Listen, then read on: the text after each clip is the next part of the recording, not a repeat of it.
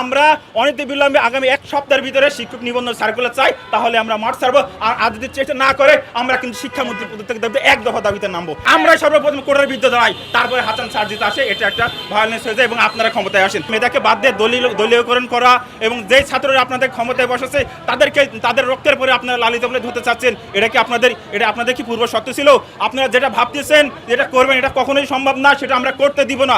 যখন ছাত্র জনতা এটা ফুসে উঠেছে তখন তারা এখন বলছে সেই দাবি আমরা করিনি, এমন কোনো ভিত্তি নাই। যদি ভিত্তি না হয় পরিপত্রগুলো কোথা থেকে আসলো? এই কথাগুলো হলো ভার্সিটি গলিতে গলিতে এই কথাগুলো কেন হচ্ছে? আমরা কেন লাইব্রেরি ছেড়ে আজকে রাজপথে আসছি?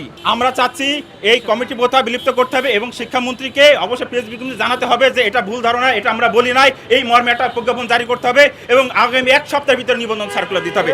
আপনার সার্কুলার নামে তালবাহানা করবেন, আজ না কাল করতে করতে আপনার বছর পার করে দিচ্ছেন। আমরা 3 বছর চলে যাচ্ছে, একটা 3 বছর চলে যাচ্ছে, আপনাকে বয়স তো বাড়াচ্ছেন না।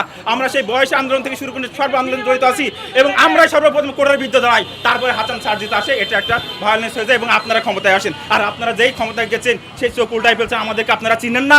আপনারা কি ভাবতেছেন যে আপনারা আপনাদের সমস্ত পরিবর্তন জারি করবেন এবং সব দলীয়করণ করবেন? সেই দিন চলে গেছে, আপনারা মনে রাখবেন, সেই দিন চলে গেছে, সেই মানদাতা আমলের দিন চলে গেছে, চাচা খালুর দিন চলে গেছে। মেধার ভিত্তিতে নিয়োগ হবে।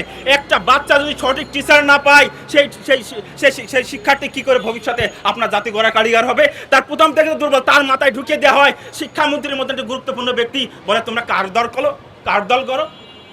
তারেক জিয়ার মেয়ের কথা বলে, এটা নির্লজ্জ আর বেহাইয়া অন্য কোনো কথা হতে পারে না। আপনি কিনা বলবেন যে আপনারা আছে যে এই শিক্ষার্থীরা আগামী যাতে ভবিষ্যৎ, আপনারা বলছেন কার দল করবেন? এটা কি? এটা তারই বহির্প্রকাশ আছে। এই কমিটির মাধ্যমে করলে কি হবে? তাহলে তাদের গ্রাম পর্যায় থেকে তাদের একটা প্রভাব প্রতি আসবে এবং স্বৈরাচার হওয়ার পূর্ব পরিকল্পিত রূপ এটা।